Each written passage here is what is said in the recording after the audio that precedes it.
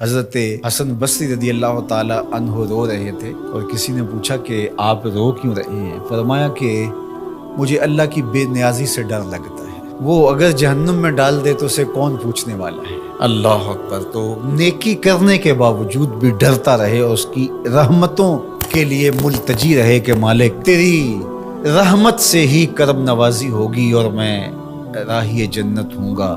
عدل کریں تے تھر تھر کمبن اچیاں شانہ والے، فضل کریں تے بخشے جاون میں ورگے منہ کالے۔ تو اس کے فضل سے ہی بات بنتی ہے۔ تو فرمایا مگر اصحاب یمین فی جنات، وہ باغوں میں ہوں گے، یتساءلون عن المجرمین، وہ مجرموں سے سوال کر رہے ہوں گے۔ یہ جنت کے اونچے مقام پہ ہوں گے اور ایسے مقام سے ان کو جہنم دکھائی دے رہی ہوگی۔ اللہ ان کے قوا اور ان کی صلاحیتوں کو جنت میں فزوں تر کر دے گا۔ مقربین بارگاہ کی صلاحیتیں باقی لوگوں کی نسبت اللہ فزوں تر فرما دیتا ہے۔ آپ نے قرآن مجید میں یہ بارہا پڑھا کہ حضرت سلیمان علیہ السلام نے کتنے میل دور سے چیونٹی کی آواز کو سنا بھی اور اس کے مفہوم کو جو وہ کہہ رہی تھی سمجھا بھی۔ تو یہ صلاحیت ان کو عطا کی گئی۔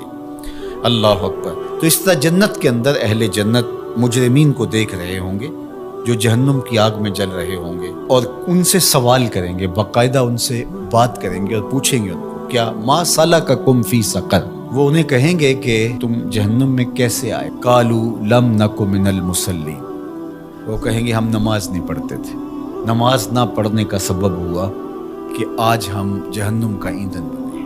ولم نک نطعم المسکین، اور ہم مسکینوں کو کھانا نہیں کھلایا کرتے تھے۔ عبادات یہ اللہ کا حق ہے جو بندے کے اوپر لازم ہے، اور ہم نمازوں کی کثرت اور دیگر اعمال خیر کی بجا آوری سے اپنے معاشرے کے دکھی، لاچار اور مجبور لوگوں سے اپنی نظریں نہیں ہٹا سکتے کہ ہم تو میاں پنج گانہ نماز پڑھتے ہیں، کسی کو دکھ نہیں دیتے، اذیت نہیں پہنچاتے، تکلیف نہیں پہنچاتے، کافی ہمارے لیے۔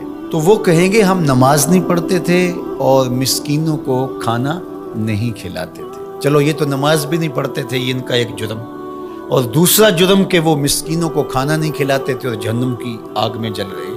اور اگر کوئی نماز پڑھتا ہو لیکن مسکینوں کو کھانا نہیں کھلاتا، اچھا وہ اگر یہ کہے کہ میں کھانا اس لیے نہیں کھلاتا کہ میرے پاس مالی استطاعت نہیں ہے کہ میں کسی کی ضرورت کو پورا کر سکوں، لہٰذا میں بری ہوں۔ لیکن قرآن نے اس سے بھی آگے کی بات کی، جو شخص مالی طور پہ مستحکم نہیں ہے لیکن اللہ نے اس کو زبان دی ہے، اللہ نے اس کو اثر و رسوخ دیا ہے، وہ کسی کو ترغیب دے کر کے کسی دکھی کی ضرورت کو پورا کروا سکتا ہے، اور وہ کہے کہ جناب میری یہ ذمہ داری میں شامل نہیں ہے، تو قرآن نے اس کی بھی مذمت کی۔ وَلَا يَحُضُّ عَلَىٰ طَعَامِ الْمِسْكِينِ، فرمایا کہ یہ مسکینوں کو کھانا کھلانے کی ترغیب نہیں دیتا۔ اس کو چاہیے تھا کہ وہ امراء کو اس کی ترغیب دیتا اور غرباء کی طرف ان کو متوجہ کرتا، تو اس کا یہ عمل بھی صدقہ قرار پاتا اور اس کا یہ عمل بھی اللہ کی رضا کا سبب اور ذریعہ ہوتا، اور وہ کہتا ٹھیک ہے یہ تڑپتے رہیں، میں کیا کر سکتا ہوں اور میں ان کے لیے کسی کو ترغیب ہی کیوں دوں۔ تو اس کی بھی مذمت کی گئی اور ایسے نمازیوں کو کہا کہ وہ اپنی نمازیں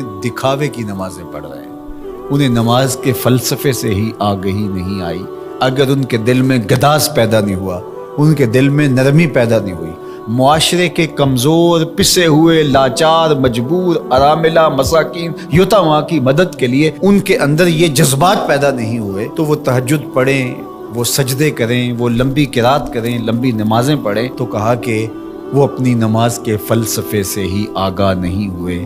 نماز کا عملی نتیجہ یہ تھا کہ وہ ضرورت مندوں کی ضرورت کو پورا کرتے، ان کے پاس اگر مالی استطاعت ہے تو اللہ کے دیے ہوئے اس مال سے، اور اگر وہ مالی استطاعت نہیں رکھتے تو اللہ نے ان کو جو دیگر صلاحیتیں بخشی ہیں ان سے وہ تحریص دلاتے، ان سے وہ ترغیب دیتے، اور ان کے کہنے سے کسی دکھی، لاچار، مجبور کی ضرورت پوری ہو جاتی۔ تو یہ ان کو کرنا چاہیے تھا۔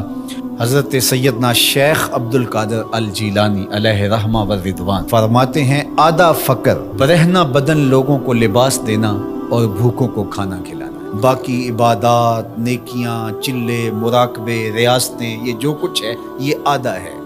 صرف آدھا فقر بھوکوں کو، لاچاروں کو کھانا کھلانا ہے، لوگوں کی ضرورتوں اور لوگوں کی احتیاج میں ان کے کام آنا ہے۔